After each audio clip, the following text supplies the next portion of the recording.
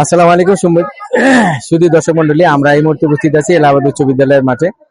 আমরা ভালো ফলাফল যারা করেছে তাদের যেমন ইন্টারভিউ নিব, অল্পের জন্য যারা খারাপ করলো তাদেরও নিব, এই কারণে যে পরবর্তী যেই ব্যাচটা আসছে তারা এখান থেকে যেন শিক্ষা নিয়ে তাদের ঘাটতিগুলো পূরণ করতে পারে, সেজন্য। তো প্রথমে আমি আসছি স্যারের কাছে, যে স্যার যদি বলেন যে এদের অল্প অল্প মার্কের জন্য এরা মিস করেছে জিপিএ 5টা, এইটার কারণ কি, আর কি করলে পরের ব্যাচগুলি এটা ঠিক করতে পারবে। ধন্যবাদ আপনাকে। আমার দুজন প্রিয় ছাত্র, তারা অল্পের জন্য প্লাস পায় নাই। আমি আসলে মন থেকে কষ্ট পেয়েছি, কিন্তু তারা খুব মেধাবী, তারা খুবই মেধাবী। তাদের যেই জায়গাটা সবচেয়ে বেশি ঘাটতি ছিল তাদের হাতের লেখাটা খুবই দুর্বল এবং স্লো। বারবার বলতাম তাদেরকে আমি যে হাতের লেখা স্পিড হতে হবে, আর লেখাটা নিশ্চয়ই সুন্দর হতে হবে।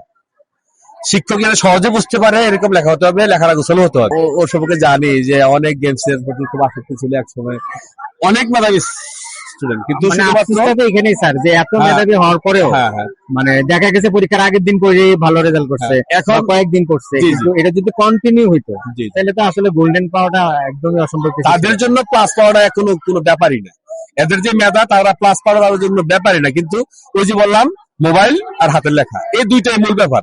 এখন আমি তাদেরকে এটুকু বলবো যে এসএসসি রেজাল্টই শেষ নয়, আমাদের কলেজে যাব আমরা।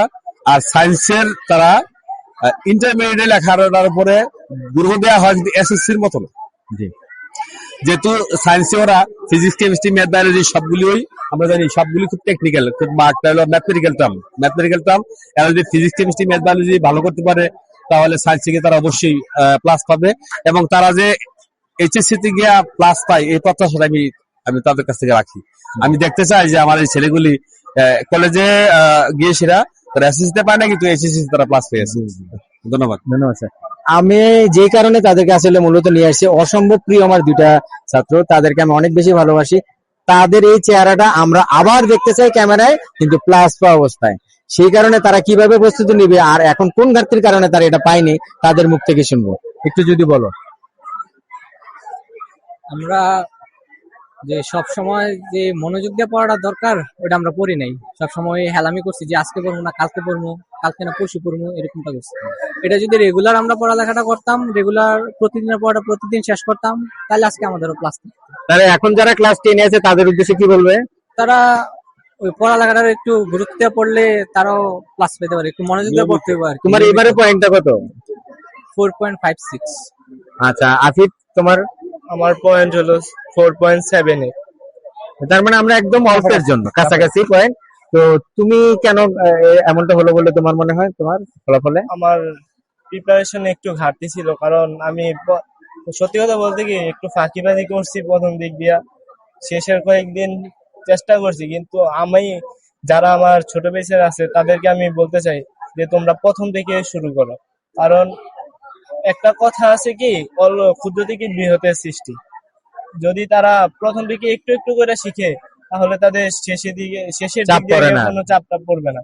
তাই আমি ছোটদের উদ্দেশ্যে একটাই কথা বলবো, তোমরা এখন থেকেই তোমাদের যে প্রিপারেশনটা নেওয়া দরকার এটা ভালো করে নাও, আর কিছু বলার নাই। ধন্যবাদ। তো সবাইকে আজকে এদের মাধ্যমে আমরা যে মেসেজটা দিতে চাই, সবাই যেন প্রতিদিনের পড়াটা প্রতিদিন শেষ করে এবং কোনো পড়া যেন আটকে না থাকে, তাহলে বছর শেষে গিয়ে তাদেরকে আর কঠিন বোঝা বইতে হবে না, কষ্টও করতে হবে না, রেজাল্ট ভালো এমনিতেই হবে। ধন্যবাদ সবাইকে, এখান থেকে বিদায় নিচ্ছি। আসসালামু আলাইকুম।